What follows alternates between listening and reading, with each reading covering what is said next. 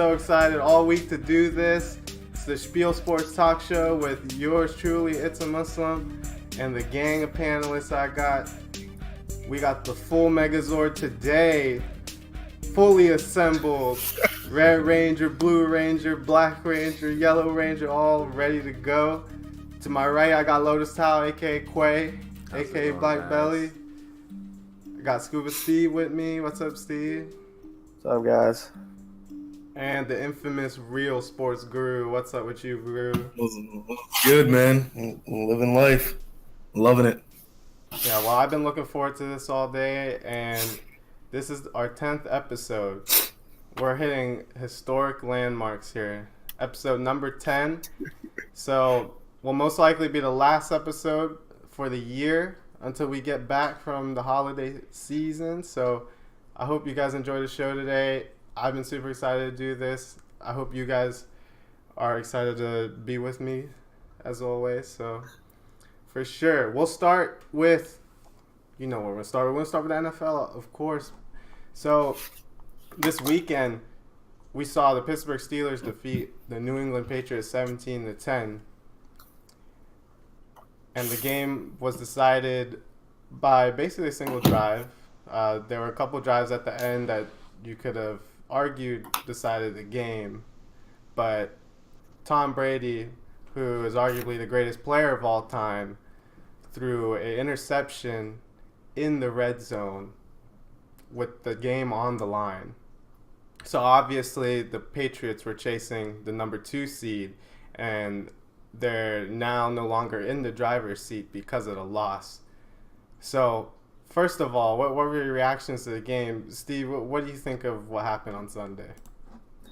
Still can't really believe what I just saw. I was telling, the guys in the group chat multiple times, I don't believe what I just saw, when Boswell made a field goal. And then just when the game ended, when the pass fell incomplete in the end zone, I thought for sure that the Steelers could not beat the Patriots with Tom Brady and Bill Belichick. It was just, I never thought I would see the day. But it happened, and the Steelers needed that win more than anything. As they kept emphasizing during the game, Tony Romo kept saying it over and over again. It's a must-win game. He didn't think that they could overcome losing 4 straight, and he was right. They would have fallen to the 8th seed from the division lead to the 8th seed after being 7-2-1 4 weeks ago. Would have been just an absolutely crushing defeat. Going to New Orleans next week, there's just really no way they make the playoffs, really, if they lose that game. I mean, they could have, but it's hard to see them running the table after that. So, but like you said last week, Sal, you said you think they're going to run the table, and obviously they had to win that one in order to do that, and they did it. And now, I'm a believer too. I think they can do it. I think they lifted the monkey off of their back. Just that weight of the last 15 years is just off their shoulders, knowing they can beat New England after they thought they had it last year, and the refs really took it from them. So, they still have to go to New Orleans to take care of business. And hope the Ravens don't win out, or else they have to win out, or else they still might be on the outside looking in, even after that win. But just the quick reaction from the game is just, I can't believe Mike Tomlin sent Chris Boswell back out there to kick that 48-yard field goal at the end of the game. I mean, after he shanked the 30-yarder so far wide right, and he had done the same thing in warm-ups. They had shown the footage, him just shaking his head in warm-ups after just completely missing. You could see it. He was trying to aim the kicks. He wasn't just following through like any pro kicker would and should, trusting their leg. He was trying to aim it, and that's not the recipe for success, especially at Heinz Field. And, man, that first kick looked so bad. I cannot believe Mike Tomlin had the confidence to send him back out there, but he did. He drilled it right down the middle, 48 yards, and I guess he saved his job because he's still on the team. It seemed like everyone was writing him off after the first miss. It was his last game. He was done. And I said he should never take another kick in a Steelers uniform after that miss. Like, I didn't think they could send him back out for an extra point for a field goal no matter the distance. I didn't think he would make it.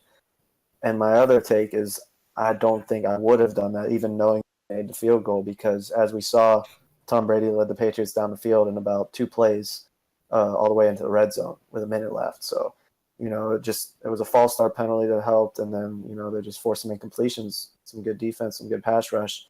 But I still thought for sure that the Patriots were going to score a touchdown and go for 2 and win the game, regardless of the field goal. So I thought if I was a coach, I'm always second-guessing Tomlin's decision. And it worked out. It looks good now that he made it. But even though he made it, I would have gone for it on 4th down. just take 2 chances to gain 6 yards, 3 chances to gain 7 yards if you include second down, which was a 1-yard run. And then a deep pass on third down to Juju. He almost pulls in what would have been maybe one of the best catches of the year in the end zone. Great defensive play to knock it out of there by Jackson, I believe. And he was playing Juju well all game. But it would have been an amazing catch. He didn't come down with it, and they kicked the field goal. I would have gone for it on fourth down, just not to put the ball back in the hands of the most clutch quarterback of all time. And we saw that it almost backfired. So, I mean, even looking back, Steelers won the game. I wouldn't have done that. But the plus side of that is he gave Boswell a second chance, and now Boswell supposedly has his confidence back. We'll see the rest. I still don't believe he's all the way back. We'll have to see the rest of the season. But it worked out. But I still think it was the wrong decision to kick that field goal. I would have gone for it. You have Big Ben, you have AB, you have Juju, you have Samuels. 2 chances to gain 6 yards, game's over. Just put it out of Brady's hands. That's what I would have done. That's my reaction. All right, so my reaction for the game was I didn't get to watch the game, but I watched some of the highlights and whatnot, recaps and everything. And I mean, my first takeaway from the game was Tom Brady finally look invincible against the Steelers. I mean, he's had you guys' number for a bunch of years now, and by you guys, I mean the Steelers. He's had the Steelers numbers for a while now, and you guys finally got to beat him.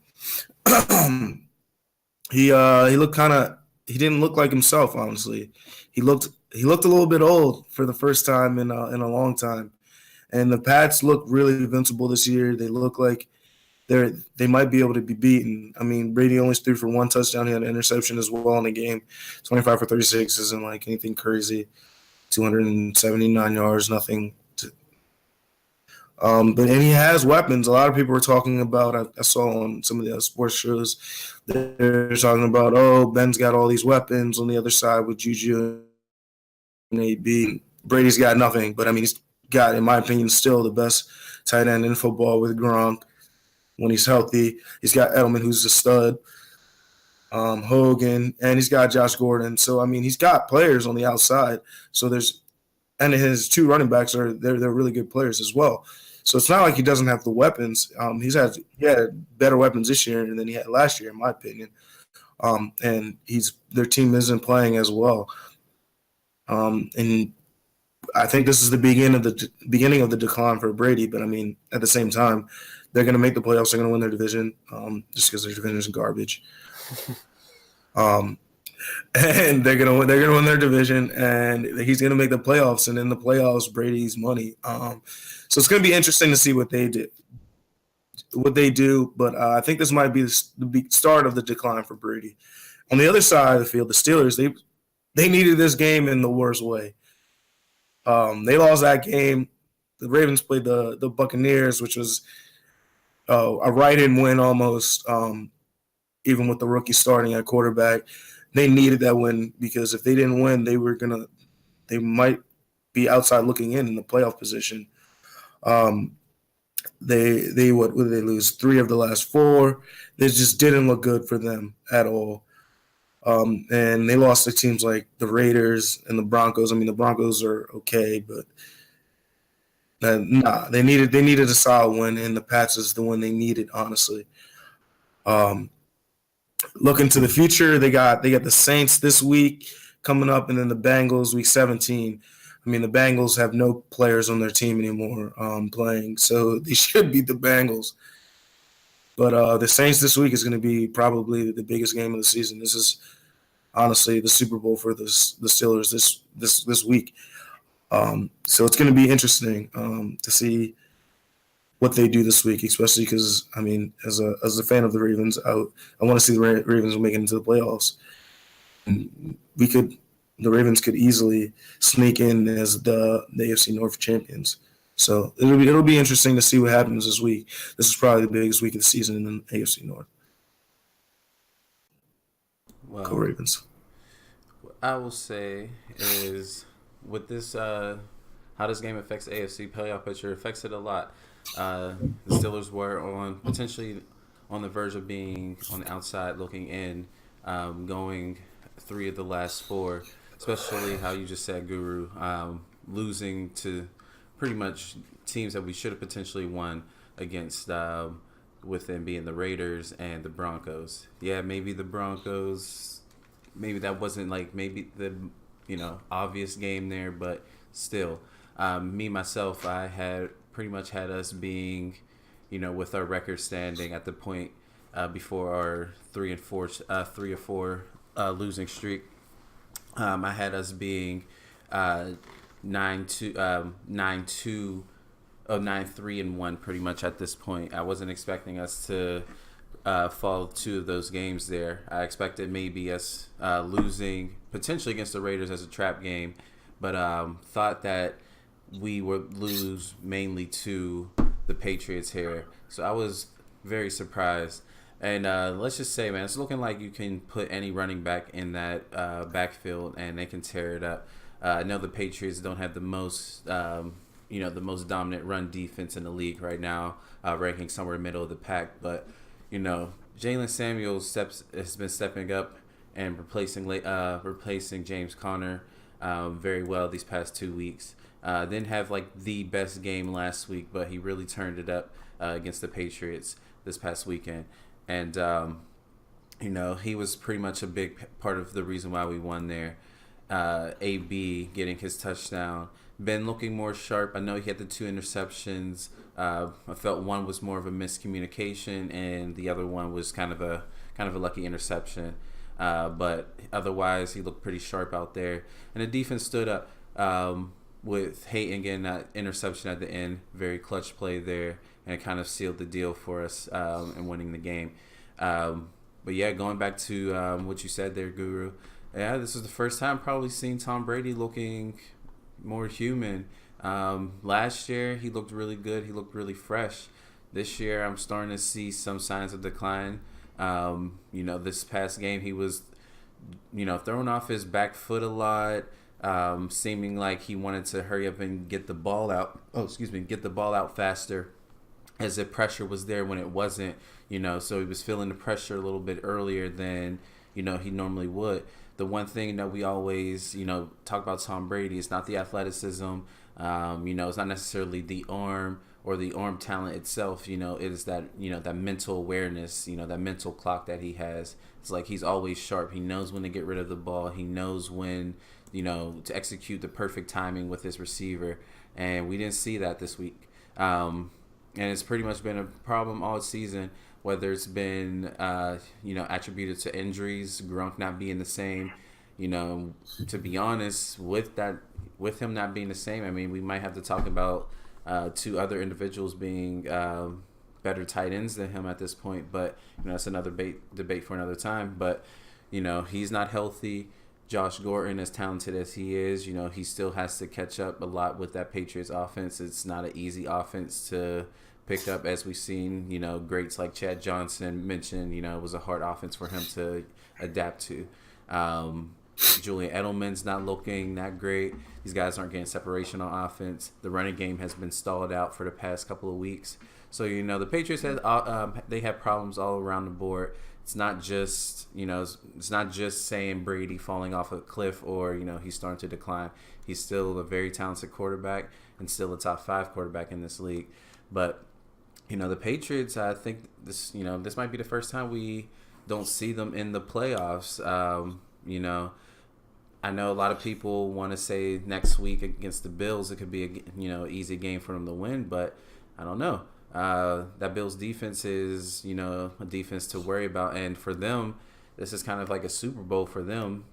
Potentially knock out the Patriots. Have good team morale going into the offseason with this young offense going forward for the future. So this could potentially be like the first year we don't see the Patriots. And, the Steelers, they really saved their season by winning this game. It's going to be a tough week going against the Saints, but if they can win that game, they have a good chance of just, holding their spot in the playoffs right now. Yeah, it's crazy that the AFC playoff picture is so tight. I mean, the AFC North is the division that we've been talking about the most, but even the AFC South, if the Texans were to lose 2 in a row, they could potentially concede the division to the Titans or the Colts. The Titans look like they've been playing a lot better recently, and then the Colts as well. Seems like the offense is kind of hitting their stride. The defense is playing a lot better. Shut out of the Cowboys. What? Who saw that coming? I don't think anyone did. And who would have thought at the beginning of the year? I remember after 6 games, the AFC North picture, everyone had the Cincinnati Bengals as one of the top teams in the AFC. And obviously on this show, we knew that they were fraudulent. Frauds. Yeah. So it really, Frauds, always fraud. It's mind-boggling how drastically the playoff picture changes, from week 7 all the way up to week 15. And the Browns are still in it. Yeah. So 1% chance. yeah, the Browns are still there. Speaking of the Browns being there, this is exactly what the scenario has to be for them to win. So the Titans have to lose to the Redskins, and they're playing in Tennessee on Saturday. The Ravens would have to lose against the Chargers this weekend. The Browns obviously have to beat the Bengals at home. The Colts lose to the Giants at home. And then the Browns have to beat the Ravens in the finale. And then the 6th scenario is the Dolphins either have to lose to the Jaguars in Miami in Week 16 or to the Bills in Buffalo. And then the Colts and Titans have to tie. All 7 of that happens, the Browns will be in the They're out. playoffs. They're done. That's crazy to really think about. The Respect Browns to will them, be in the playoffs, and the Baltimore Ravens will be at home. That'd be very devastating. So, That'd be heartbreaking. so I don't know. I would be hurt. So yeah, I wanted to stay on the NFL for a little bit longer, but switch it up a little bit, and let's talk about something that just got released a couple of hours ago, and that's the Pro Bowl roster. And the NFL Pro Bowl roster had a lot of big name players, including I believe the leader in total purpose yards, Alvin Kamara, and the number 2 in Christian McCaffrey. Both of those guys did not make it on the roster due to guys like Ezekiel Elliott instead. And we know that the NFC running back situation is very, very deep, but there are also a lot of other key positions that were lacking as well. So, Guru, who do you have as a snub for the 2019 Pro Bowl? Oh man! So the snub of the year, in my opinion, is Justin Tucker. He should not have made it on the team. Here. Okay. Yeah, I'm going kicker and I'm going Homer. I'm going Ravens. I mean, Justin Tucker is literally the most accurate kicker in the history of football, and for him to not make the team this year, the Pro Bowl team this year, is nonsense.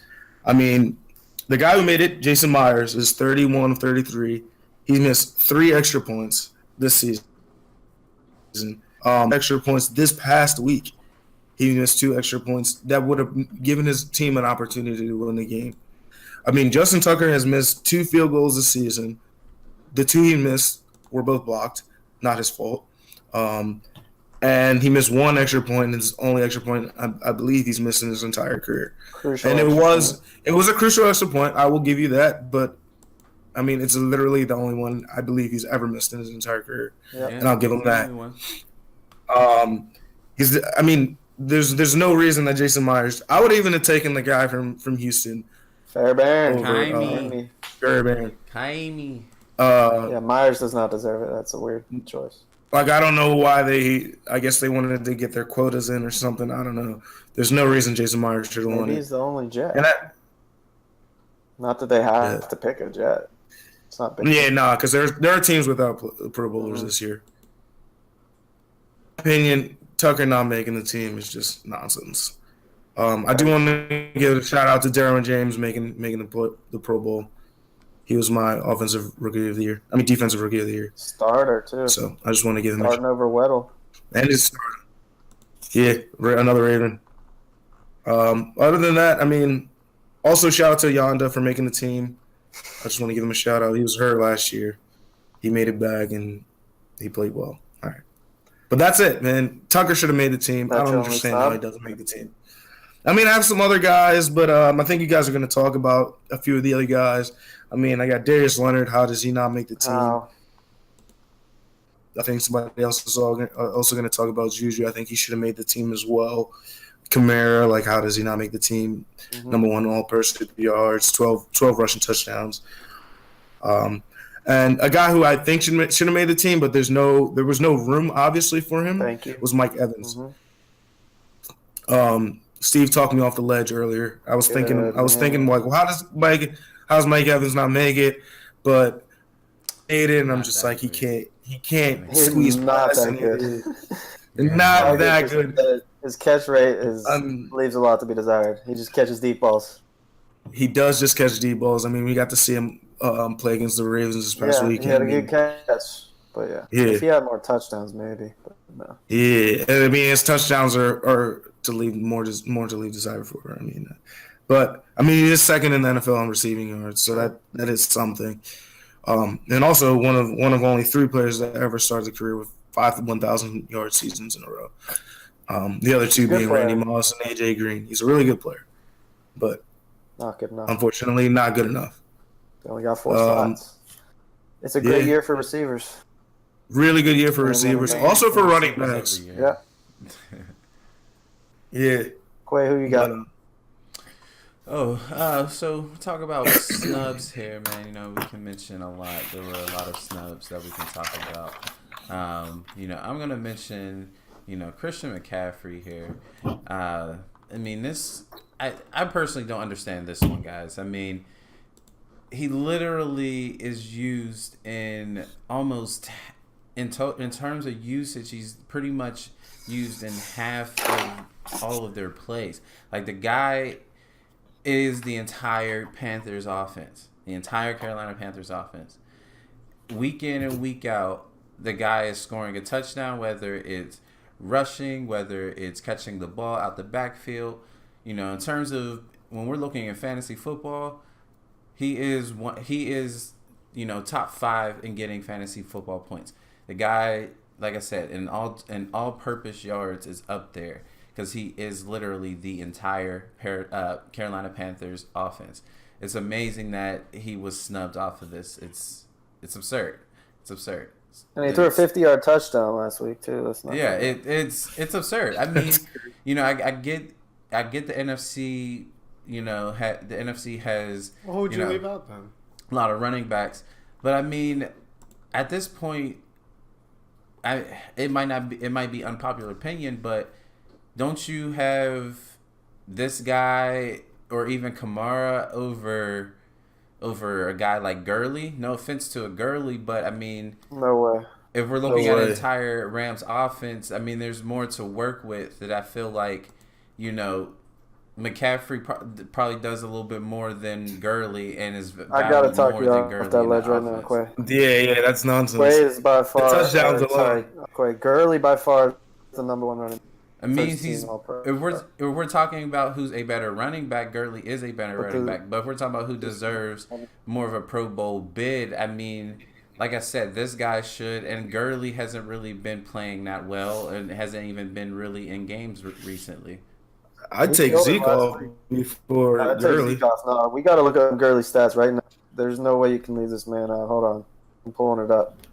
I'm sorry, Quay. I'm cutting you off. 17 rushing touchdowns, 4 receiving. 21 touchdowns, and there's still 2 games left, and 1,831 total yards. So there's no way. There's just no way. But Zeke has to go. All right.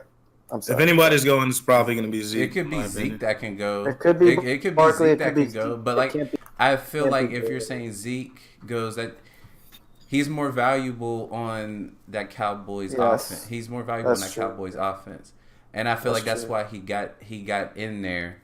But if he got in there, then that means McCaffrey has to get in there, because McCaffrey is just as valuable, if not more valuable, than Zeke is in his offense. Are you taking McCaffrey over Kamara? I mean, That's I personally, it's a hard bid, but I wouldn't take. I would probably take Kamara over McCaffrey, but it's just a hard choice. It's honestly a hard choice.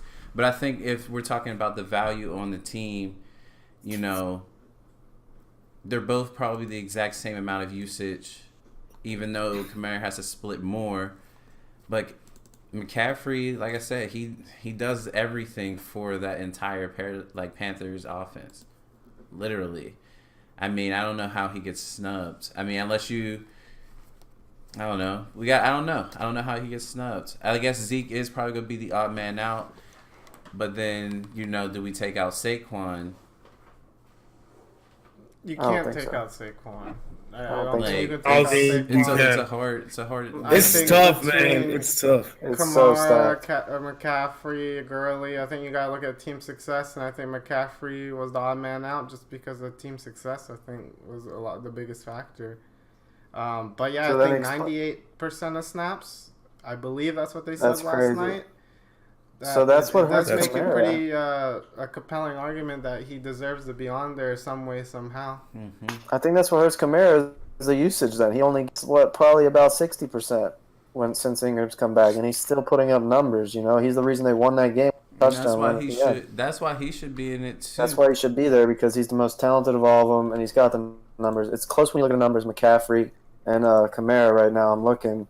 I see McCaffrey with 1,747 yards from scrimmage, 13 touchdowns, and 94 catches as a running back. Okay, that's incredible.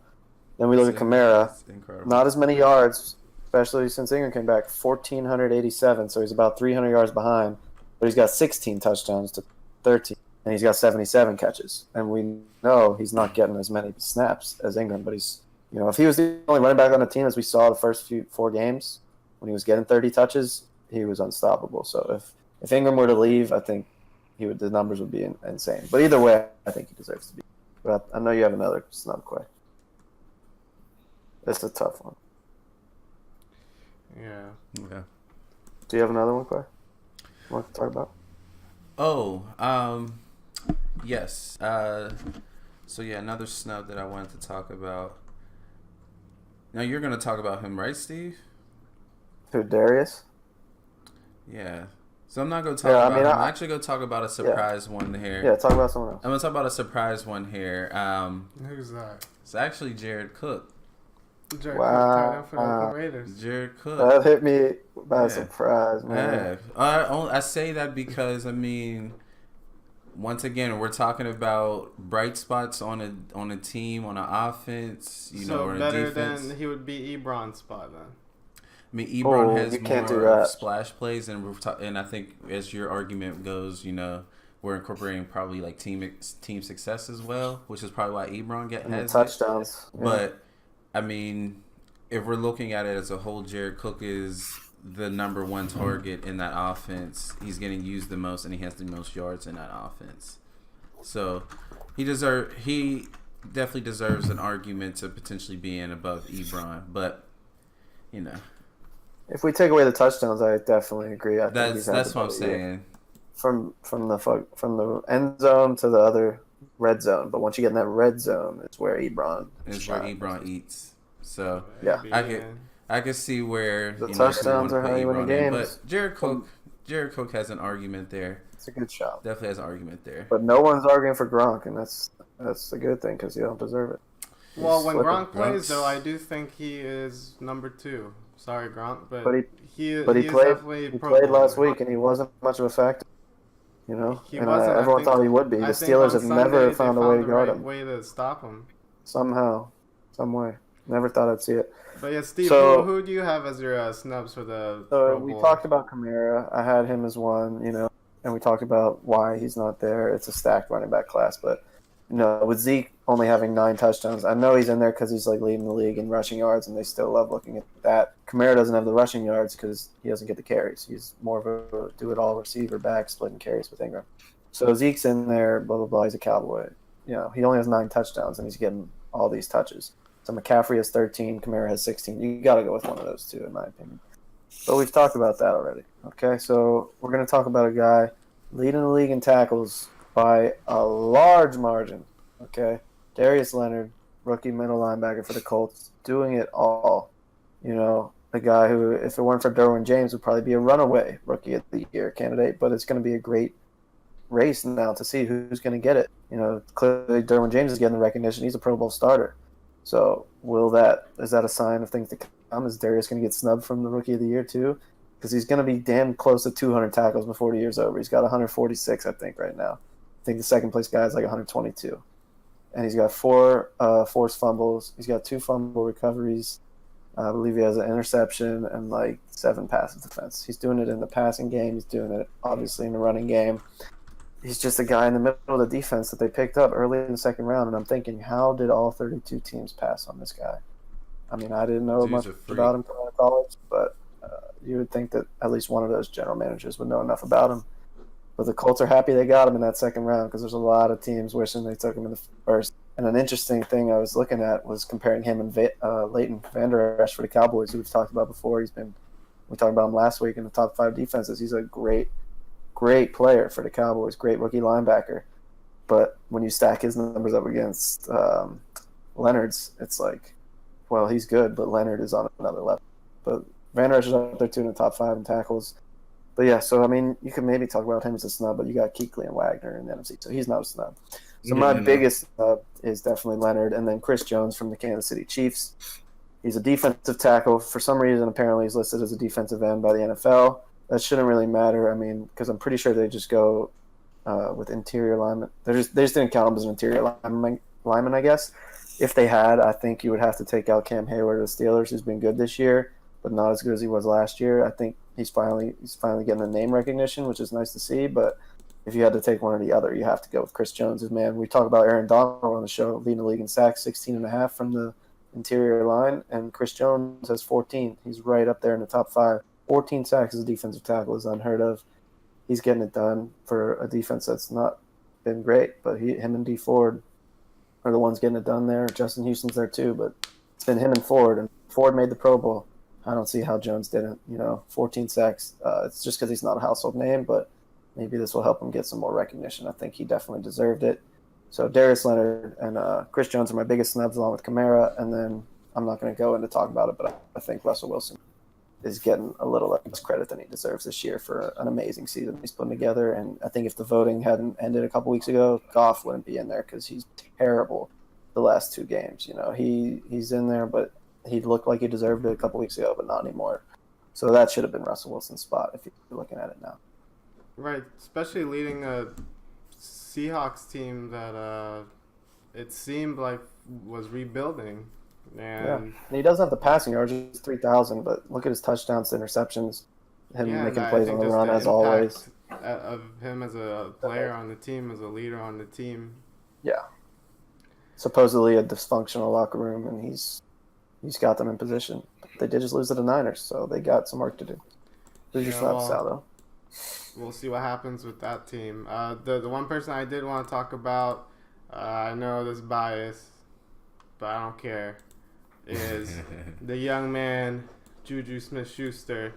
This man should be in the Pro Bowl. Time and time again, the Pittsburgh Steelers needed a big play. Who do they give the ball to? Number 19. He has 2 97-yard touchdown catch in 2 years. In 2 years, and no one else in history has a 97-yard receiving touchdown like that.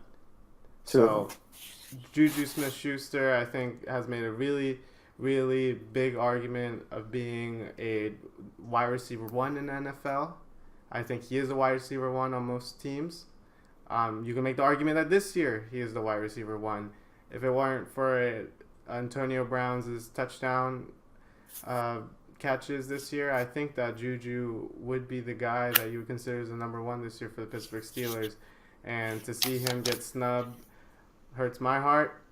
But I understand that there are a lot of good players this year. And hey, but it's not like the NFC where there's no one you can kick out.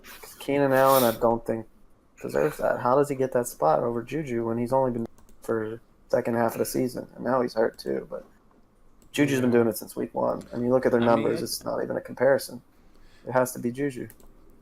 Yeah, I personally think it's a snub too. I mean, as Hal said, you can easily make the argument that he is a number 1 receiver and would be a number 1 receiver on most teams.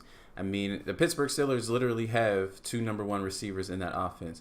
And Juju has countless games of, 10-plus receptions and over 100 yards.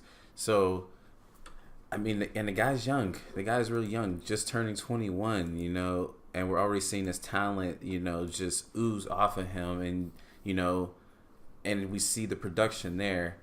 And just as you said, I don't know how Keenan Allen gets in above him. There's definitely receivers he can easily replace on that list. So, I don't know.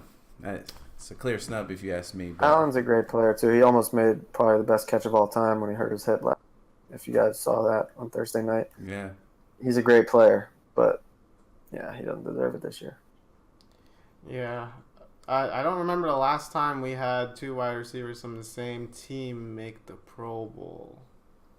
I'm trying to think. I mean, maybe the Reggie Wayne, Marvin Harrison. I mean, that's the first thing that comes to mind, but that's definitely happened since. I think maybe Brandon Marshall and Sean might have made it. Yeah. I don't know for sure. Yeah, well, it's a good year for receivers. Right, and yeah, there were a lot of Randy and Wes. Randy and Wes, were they Pro Bowlers around the same time? Definitely, but I think Brandon and Alshon might have been more recent if they made it. And then Demarius and Decker probably made it. Mm-hmm. Yeah. Yeah, and then the other one that I want to talk about was T.J. Watt. I think T.J. Watt made a big impact on the Pittsburgh Steelers this year as well, and is the sack leader on the team. Was the sack leader in the league for the longest for the beginning of the year. Had a couple of big plays even outside of pass rushing in terms of the blocking, kicks. T.J. Watt. Taking points off the board in big moments. So T.J. Watt snub, but I have a feeling similar to Cam Hayward next year he'll get in there and then he'll be a household name probably. And all these guys we named are probably going to get their goes Pro Bowl actually picked. So there's going to be so many alternates. Exactly. It'll all work out. So let's move on from the NFL and let's move on to the NBA. And here in the Spiel, we always do our top 5 teams in the NBA. And before we go into this segment, I just want to remind the viewers that if you guys respond to the stream chat and give you guys questions that you want us to answer, we'll make sure to answer them at the end of the show. So make sure you guys stay active on that stream chat, guys. Well, moving on. Top 5 teams in the NBA. Lotus Towel 17, a.k.a. Black Belly, a.k.a. Jaquay. Jock, who are the top 5 teams in the NBA? All right. So for me, top 5 teams in NBA. So for number 5, I'm gonna have to, and this is just if we're talking about right now. So I don't want to really talk about stuff after my list. But hey, okay, I won't cut you off. I promise. Number 5, I got the Nuggets. The team is the most unexpected team in the West right now. Looking really good. I know they're dealing with a lot of injuries and everything right now, but I really like, what they can do in the West. I don't really think they're going to go far in the playoffs, but as of right now, I have them as the number 5 team. Number 4, I have to go with the Bucks. One thing that really concerns me overall with them is their overall depth. But Giannis is looking like an MVP candidate. Chris Middleton is the perfect sidekick for what they do together. And, Brook Lopez, if he can consistently knock down some threes on that team and be a nice little stretch 5 for them, this team can be really strong, especially going in the East. Number 3. I have to go with the repeated champs, the Golden State Warriors. Number 3, with Steph back and then working out some kinks there. They're looking really strong again. They're still the team to beat in the West and the team to beat in the NBA. But those early struggles without Steph really knocked them back. But so I had to put them at number 3. And then number 2, I had to go with the 76ers. Gotta go with the 76ers. What? Yes, gotta go with the 76ers.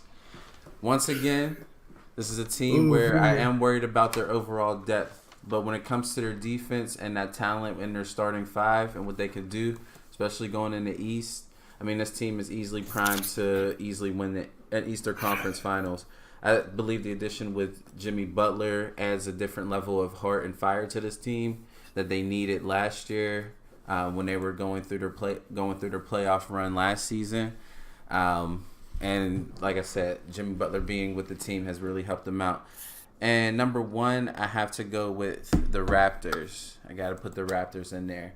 And I mean, they're the best team in NBA. Kawhi Leonard is really looking like he is back. MVP. He's looking like an MVP candidate as well. Got Kyle Lowry playing some of his best basketball. And overall, thing outside of the Celtics, who I know some people look at me crazy not having them on my list, and the same thing with the Lakers not having them in my top 5 right now. But they have some of the best depth in the NBA compared to, like I said, the next best team, what I think is like the Celtics in terms of overall depth. So, yeah, that is my top 5. And, you know, like I said, I know a lot of people will give me flack for the Celtics and the Lakers, but the Lakers were my close 5, and the Celtics still have to work out some kinks before they become a top 5 team right now in the NBA. Oh man, we're talking about the season, right? Can I talk some sense into you? Can I talk some sense into you? Unload. So go ahead, Guru. I'm about to have a heart attack. You can have the second best team in the league, right? Currently, That's now. the only thing I'm really surprised about. The 76ers is nonsense. We got to remember that. Sixers, you can say it's nonsense. I want to hear your list. Let's hear your list. All right. Here's my list. Number 5, Milwaukee Bucks. Okay. I mean, they lost to the Pacers this past week. I think they're a really good team. Giannis is one of the best players in the league, probably in the top 5 or 6 players in the league. Mm-hmm. I think they're well coached. Chris Middleton's a great player as well to play alongside Giannis. I think they're a really good team, honestly. I don't know what their record is right now, but they're playing well. Number 5. 20-9. Yeah. Right? 20-9. Yeah, 29. I was about to say 20. Number 4, a team that beat the 76ers this week is the Indiana Pacers. Okay. They have to be the 4th best team in the league right now. I Yes, was the Indiana Pacers. Them. They've won 7 straight games. Victor Oladipo was only there for the last 3 of those 7 games. He's just getting healthy. They're just getting healthy. I believe they lost really tonight, though. Hold on. I didn't check the scores tonight. The streak ended tonight. The Cavaliers beat them by 1. I actually just watched the highlights are running on the background. I didn't realize that they were playing the Pacers. They got a tip in at the end of the game. But, yeah, I mean, they beat the Bucks last week. They're looking good. And I think they're the 4th best team in the league. The 3rd team, which is the team with the best record in the league, is currently the Toronto Raptors. And I think they're a little bit banged up right now. They got a few players that are hurt with Lowry, Seacom, and as well as Van Vliet. However, I mean, they have the best record in the league. They have Kawhi Leonard. They're well coached, and they just win games. I mean, they've beaten pretty much every team on this list. I don't think they played the Warriors yet, or I don't know. I don't know about that, but they're a really good team. Number 2, which is the team with the best roster in the league, obviously, it's going to be the Golden State Warriors. In my opinion, they are the best team in the league. However, they haven't been playing the best basketball in the league, and that's pretty much how I made my list up. It was based on what teams are playing the best basketball this second, and I can't believe you put the 76ers on there. That's crazy. So who did you put number 1? It's going to be Denver. It's Denver. Okay. The number 1 team in the West, Denver. Okay. I mean, they have Denver on there. They're the surprise team in the league right now. They have the low-key MVP in the league right now, Nikola Jokic. Oh, I can't wait to read off his stats, dude. It's incredible. Yeah, this dude is amazing. They are 3-0 against the Raptors and the Warriors. I mean, they're playing great basketball. They're number 1 team in the West for a reason, and they have to be the number 1 team in the league right now. So that's my ranking. Number 1, Nuggets, then the Golden State Warriors, Raptors, Indiana Pacers, Milwaukee Bucks, which is kind of interesting that there are 3 Eastern Conference teams in the top ranking for me, which is crazy. But that's just how basketball has been played right now. The Western Conference is struggling. I mean, Utah, the squad that I support, I don't even think would crack the top 10 right now. And that's near the bottom ridiculous. of the West. They're not playing good basketball right now. It hurts me to say it. Oh, man. But, yeah, that's my top 5. What do you guys got? All right, you made it seem – you tried to make it seem like my top 5 was crazy. You only didn't like it because of the 76ers. Yeah, that was the only one that I'm questioning quite, but they're right outside of mine. I mean, you had Denver at 5, too, which was kind of crazy. At 2. All right. Yeah. We're off of Quay's list. We're on to mine. We're going with number 5. I believe the Guru was looking at my notes because I got the Milwaukee Bucks, number 5. That's what I see you, Guru, studying. Yeah, Milwaukee, we've talked about them, so I don't have to go into it. They got Giannis, and they got other good support players. Milwaukee, Bledsoe, Brogdon, Middleton, blah, blah, blah. We talked about them earlier in the year when they were, the number 1 team. They were like 7-0. They beat the Raptors. We were going to talk about the Raptors, and then they lost to the Raptors. So that was like our 3rd episode. And so, yeah, the Bucks are still looking good. I mean, they're the real deal. They're showing that they're the truth. They're going to be sticking around. They're going to get a top 4 seed in the East. They'll probably make it at least to semifinals, and then we'll see what they do in the playoffs. But they got to prove themselves. And I think Giannis is going to do some work in the playoffs this year. It's time for him to emerge. On to number 4. This is I fought back and forth a little bit on this. The top team in the East, and I'm going to go which one's 4, which one's 3 for the best team in the East. It's the Celtics at 4 for me, and I'm still sticking with my pick of the Raptors at 3 because I think the Raptors are come out of the East with Kawhi this year and Lowry as long as Kawhi stays healthy. So Boston, yeah, the record isn't as good as Milwaukee or Indiana or Toronto, but we all knew going in, the deepest, strongest team in the East. They looked bad at the start, but they're turning it around obviously now. And with Kawhi getting back to full health, Gordon getting back to full health, and then everybody else, they just have the best roster in the East. But just something about Toronto having the best player in the East and Kawhi, I can't wait. I think it's going to come down to them. They might have to see each other in the semis, it looks like. But I think whoever wins that series will come out of the East. It'll probably be a good 7-game series when it happens. It'll either happen in the semis or the conference finals. I'm calling that right now. So Boston at 4, and Toronto at 3. I've talked about why. We've all talked about him. Kawhi Leonard, amazing player, still is. Back injury didn't seem to slow him down. Maybe he was just chilling because he wanted to get out of San Antonio for some reason.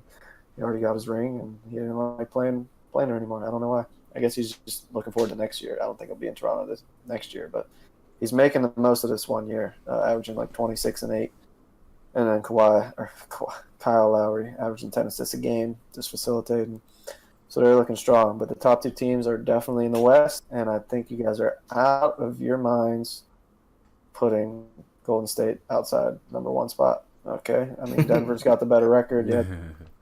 What month is it again? It's December. Okay? Clearly, this isn't even a question. I mean, yeah, we could talk about who's playing the best basketball right now, but it's the power rankings, and I think that's more like which team has the best team. Like, who would you take in a team? But I understand power rankings are also playing the best. Okay, hottest teams. Denver. The records are close enough. It'd be one thing if Denver was 28-4 and Golden State was 18-14. Then I'd be like, maybe Golden State's not the best team. But I'm not hearing that, man. But so I got Denver at 2. I'm going to read off some of Jokic's stats real quick. We talked about the man. The past few games they've played, if you look at their leading scorer, rebounder, and assist man, okay? Last game, Jokic 32 and 16, and then Murray with 15 assists. But before that, the leaders in each stat, Jokic 26, Jokic 9, Jokic 4, Jokic 24, Jokic 15, Jokic 9, Jokic 27, Jokic 12, Jokic 6, Jokic 24, Jokic 11, Jokic 7. He does it every game. He's their leading scorer, rebounder, and assist man. And that's not to say they don't have other good players, because they do. I mean, Jamal Murray had the 50-point game earlier or this year. And then you got Paul Millsap still putting in work like he does every year.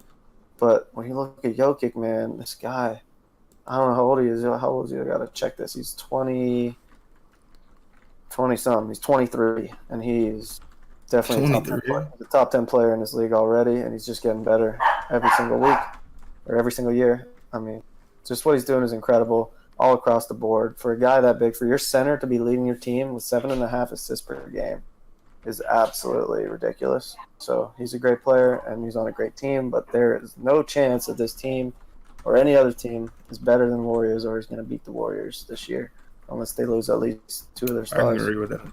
All right, so Kevin Durant and Curry, if they both go down or something, yeah, maybe someone else will have a shot. If that would open the door for the Lakers, I think even, I think the only team that could really get past the Warriors is the Lakers if LeBron somehow has his best series yet.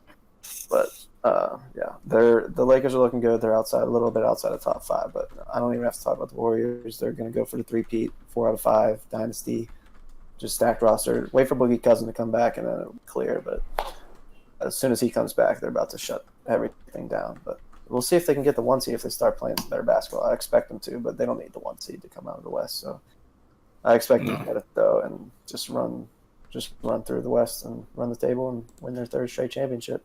No matter how they've been looking. It's early. It's December. Warriors are the best team by far. Warriors are locked to win the championship. Book it now. I don't know. So yeah, let me read off my list just before we keep the discussion going, just because my list is pretty similar.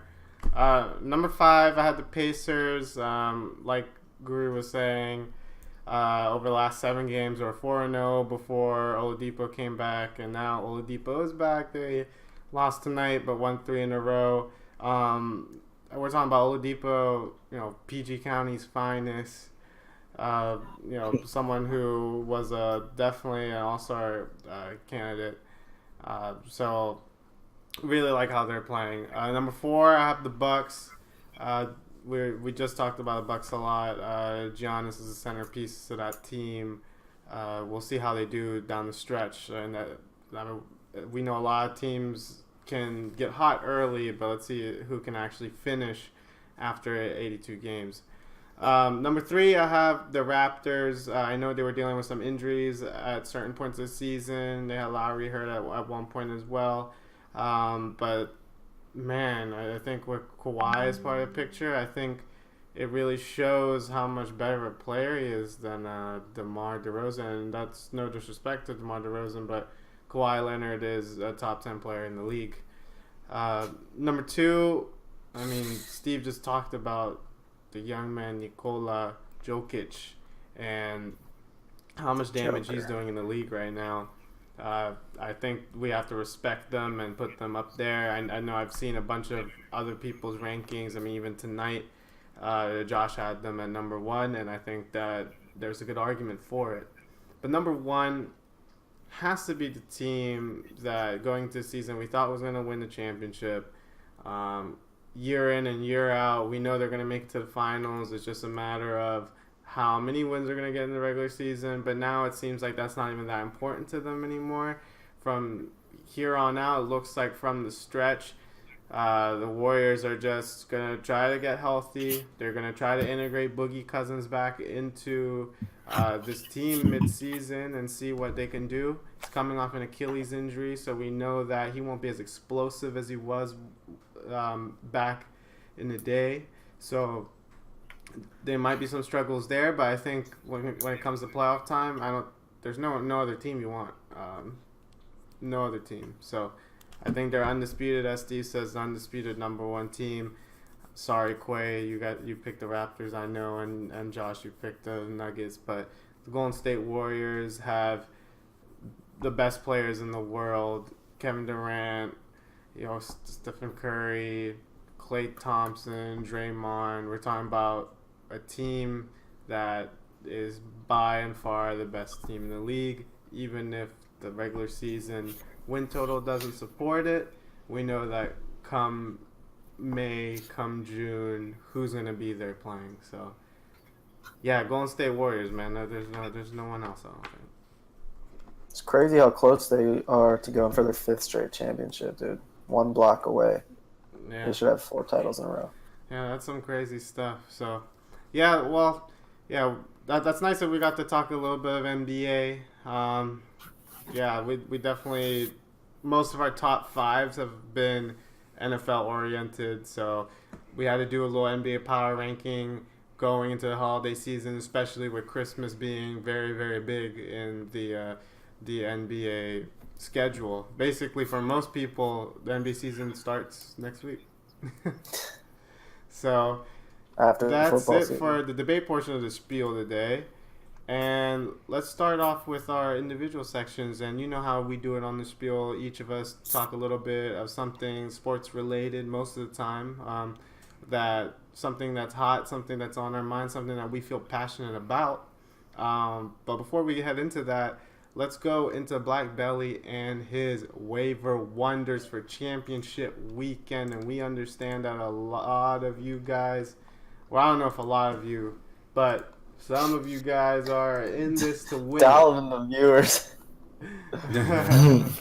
But I know some of you guys are in it to win it. So, Black Belly, who do you have for this week, man?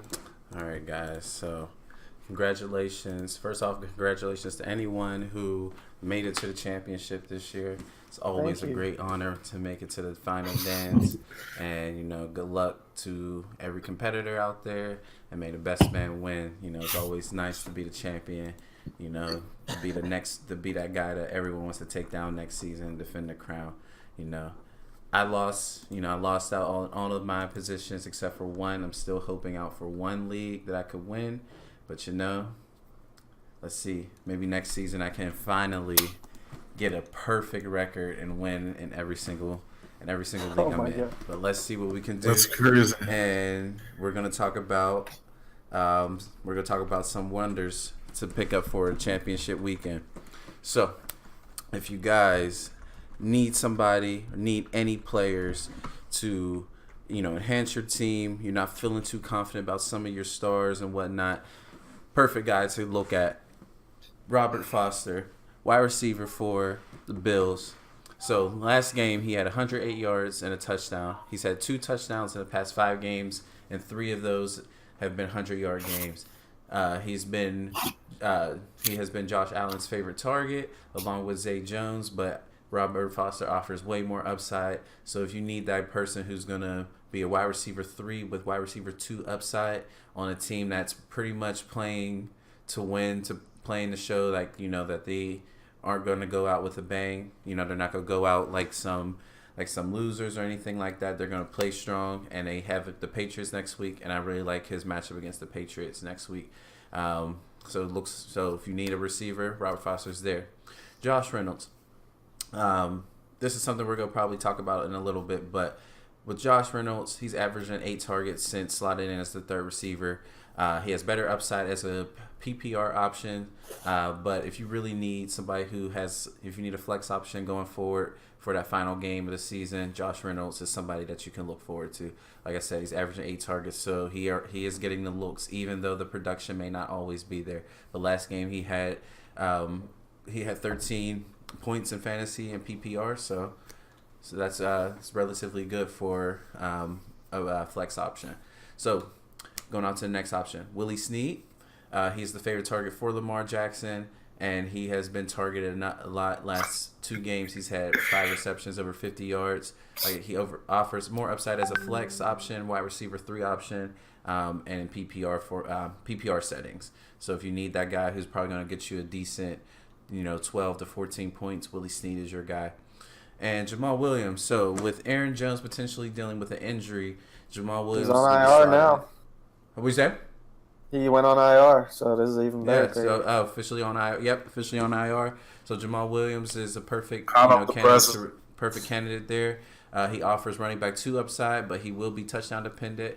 But with the Packers, wanting to show that this season wasn't really, there was a lot of problems going on this season. I'm pretty sure they want to finish out strong, and so does Jamal Williams after losing his job early on to Aaron Jones. He's going to run hard, and I like his matchup this week. So hold on, let me see if he's available right now. I'm about to spend our last $25. And then Josh Allen. If you need a quarterback to play in for the championship weekend, I mean, Josh Allen. It's actually a surprise. It's actually a surprise to say this, but I mean, the guy's averaged over 20 fantasy points. He hasn't been the most accurate thrower of the football. His games haven't been the most pretty when you talk about being a quarterback. But overall, He's being utilized. He has been averaging almost pretty much 100 yards in the past 4 games. He's been rushing the football with over 200 yards throwing. So, I mean, the guy is getting the fantasy points. And like I said, a matchup against the Patriots, who aren't the greatest when it comes to that run defense, and they are a little spotty when it comes to pass defense as well. So, like Josh Allen's upside against the Patriots defense here, and like I said, they're kind of playing for their own personal Super Bowl to stop Bill Belichick and the Patriots from potentially getting to their first playoffs in a while. So we'll see what happens this Sunday. But I really like Josh Allen's upside. But those are my Black Belly waiver wonders of this week. Like I said earlier, good luck to all of those in the championship rounds. Win it for me. I have a big one going in as well. So we'll see like I said, good luck to everybody. Let's win the championship and bring it home. And then a quick the spiel that I want to talk about is the passing of the torch of the tight end. We were just talking about Rob Gronkowski and whether or not, if he has been looking like the Gronk of old, and we've all pretty much have said he hasn't been the same, hasn't looked the same, whether that's due to injuries or not. I mean, I think it's time to argue. I mean, I feel like we could have potentially made the case last season for Travis Kelce and Zach Ertz being the ones that we talk about being the 2 best tight ends in the league, and you kind of flip a coin on who you want to, as your best tight end. Both of these guys have over 1,000 yards this season, and both will finish with over 100 catches in the season as well for a tight end. And I really like their production that they've had over the past 3 seasons, and they've honestly looked like the better tight end than Gronk the past 2, arguably 3 seasons. I think Gronk's injury history has kind of caught up with him. I think overall, when he is healthy, he doesn't have to worry about anything. He always makes the case for the best tight end. But I think we have to start talking about these 2 guys potentially, dethroning Rob Gronkowski. And it's just, we don't know. This could be potentially the last year for Rob Gronkowski because of these injuries that have been piling up and because he hasn't looked the same. But we'll see. But like I said, this is probably that time. Whoever you like, the new tight end era belongs to Zach Ertz and Travis Kelce.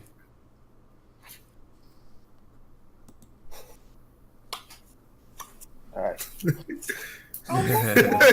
Hi, Chelsea. And Charlie on the The street. Barkley. Hey, Charlie, what's the spiel? What's the spiel? You gonna talk about some basketball?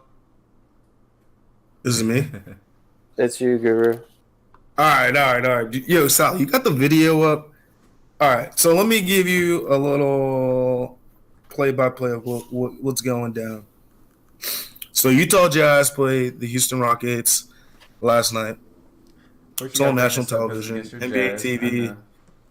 Yeah, I mean, players only. It's a big time game. I mean, both teams aren't playing well at this point in the season. The Jazz are 14-16, trash, and the Rockets are 14-14, also garbage. And James Harden's having a game. Harden's been playing well these last couple of weeks, trying to will his team to victories, and so we're at the. I mean, it's been a hard-fought game. The Rockets have been leading most of the game, and at the 151 mark with left in the Greer has a tip in, and it becomes 94-94, and the game is tied. Then Harden goes down and makes a 3-pointer. All right, they're up 3. Then becomes the worst officiating call I've seen in an NBA game in a very, very long time. So James Harden has the ball. He's playing against Ricky Rubio. Hopefully Sal's playing the play.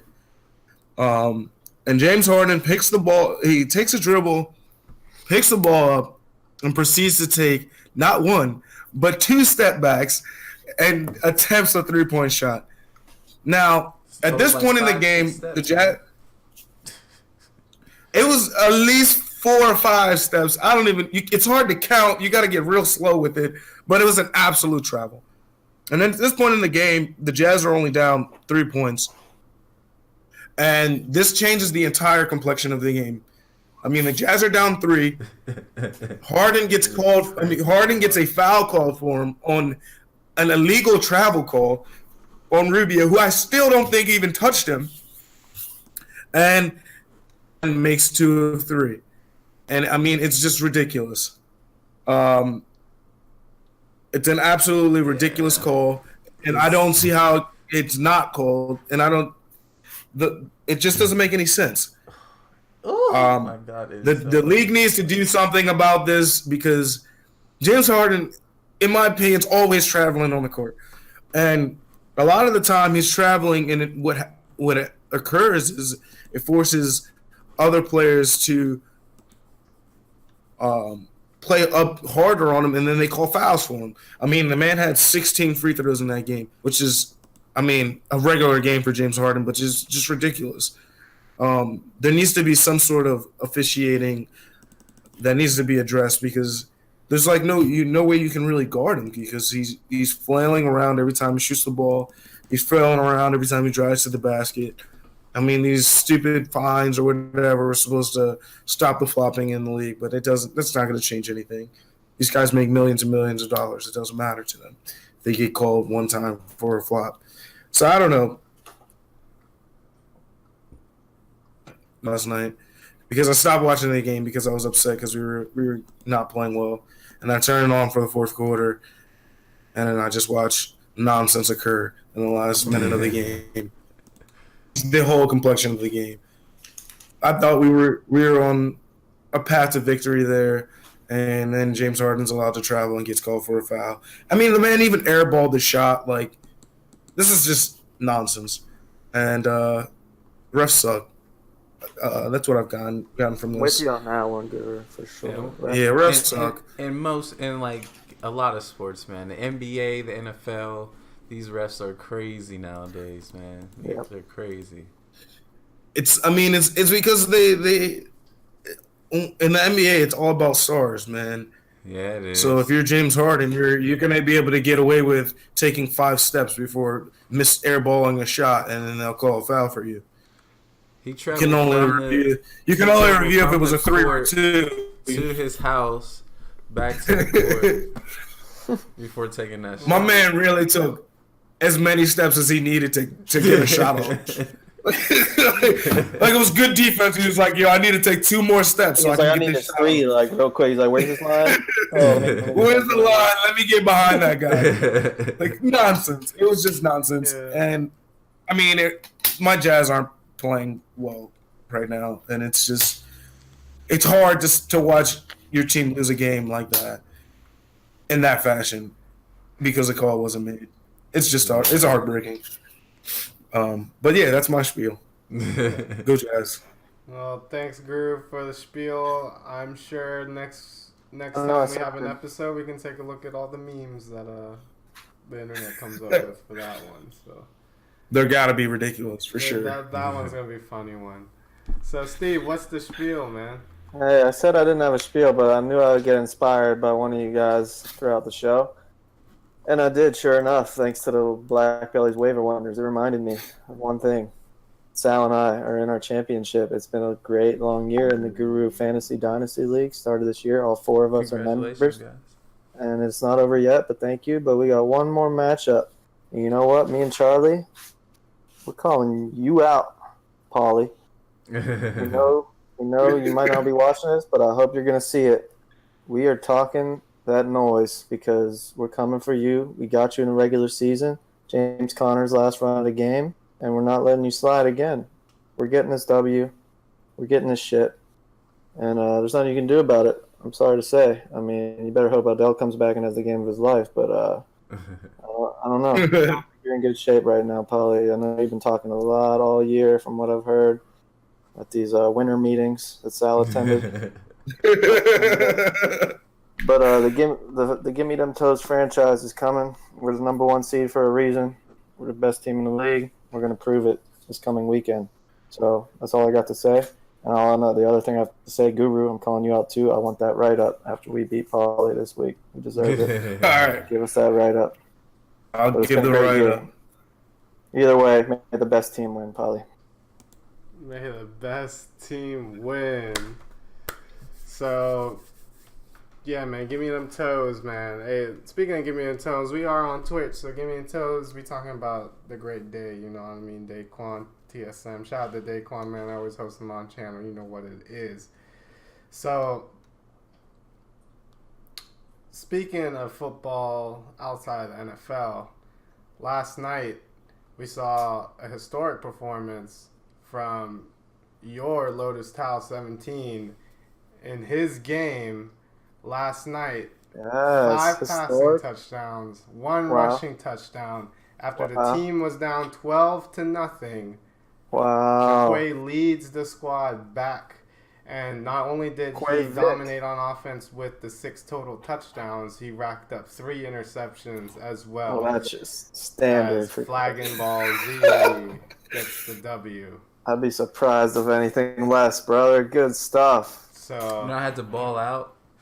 yeah, Let's so go. shout out to Jaquay with the 6 touchdown What's the final performance score in after this a one? rough week last week. They were able to bounce back, and then we were down 12-0, you know, and it was tough. We had to keep climbing, and we did. So shout out to Quay with the 6 What was the final? The final was it was 40-20. It was 40-24. Yeah. Wow, give up 12 points for the rest of the game. That's what we needed. 40-24, and That's I'm an very, epic. I'm glad that I Winning was the there to see turnover that battle. historic performance from one of ours. So, yeah, Let's it was go. great. I had we a lot talk of fun sports playing last and we night. play sports. A lot of fun playing last night. We walk it like we talk it, right? Yeah, we do. Walk like you're talking. I just, man, I had 1 drop though. I was mad about the 1 drop. He had Oh, 2 tutties, wow. No drop passes. He had 2 tutties though. That's all that mattered. Okay. Yeah, 2 TDs and Yeah, extra good point. stuff. So He was Charlie's targeted happy. the most. Charlie's happy. He had like Those targets. he had like 32 fantasy points. I had The most targets. Peppering them with the targets. Okay. Oh, shout out I'd love to Valhalla hear it. Viking for watching right now.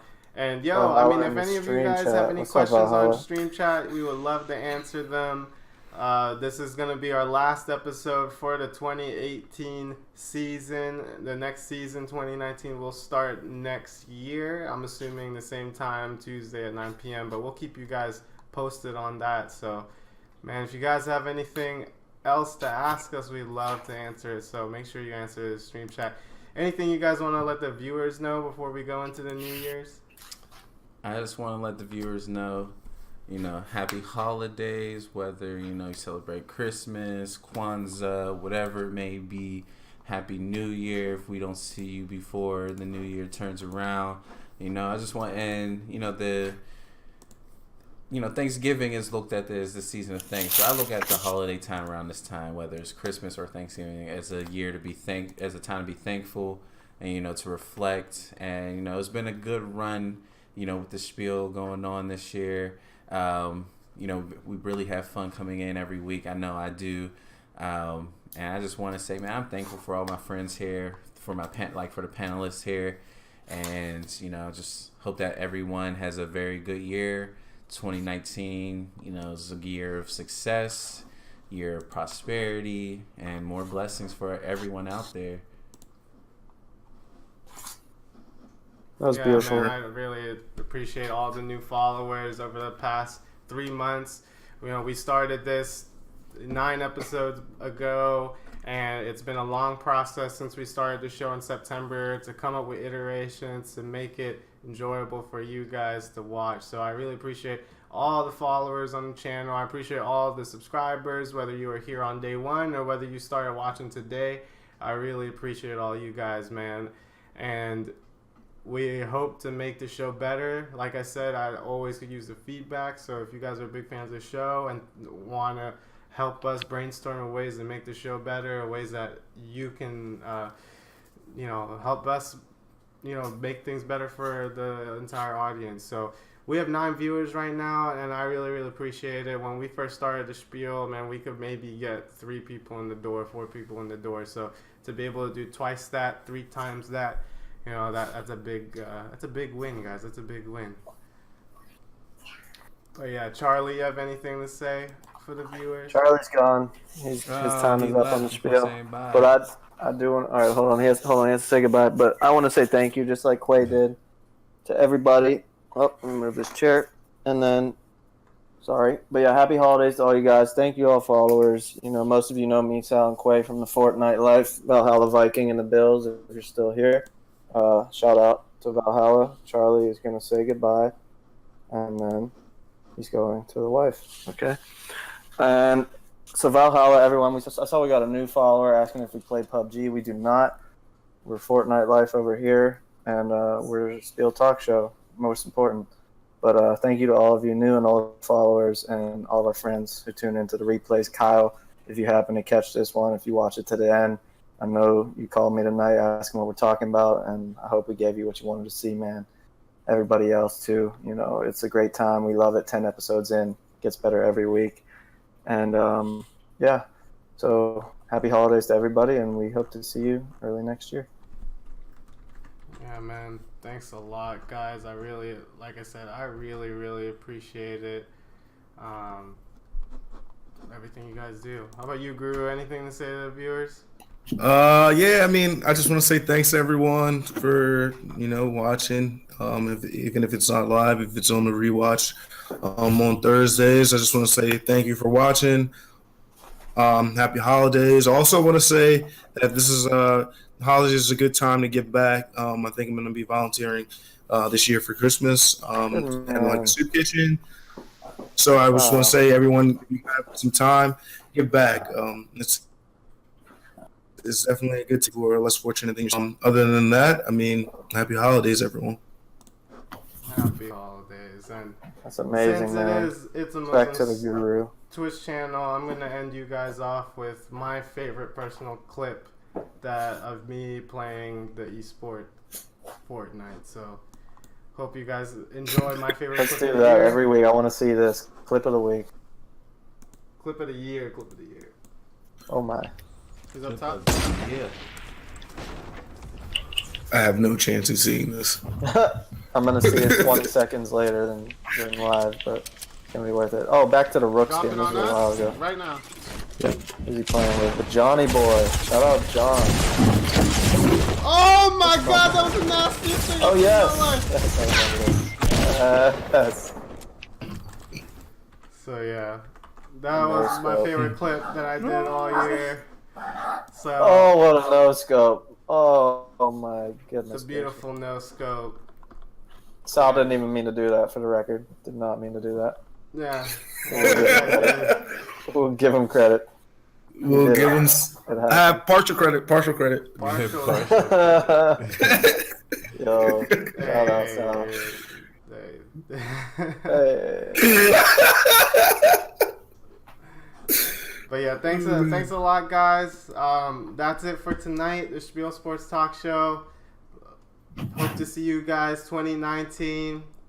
We got the Megazord all together today. The Avengers are back today. This is the end game, so we will see you guys in a couple of weeks. Same time as today, hopefully on Tuesday. We'll keep you guys posted. And remember, if you guys are Amazon Prime customers, you can help us out with the Prime sub. If not, we do expect that you guys at least come back when we're back in town. So definitely have such a blast hosting the show. Have a blast with the homies. You guys can catch me at It's a Muslim, as always, on the Fortnite, on the Madden.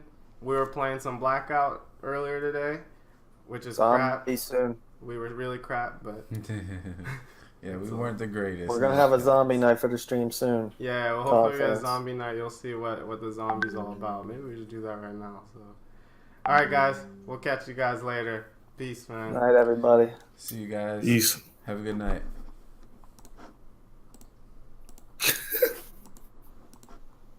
Bye.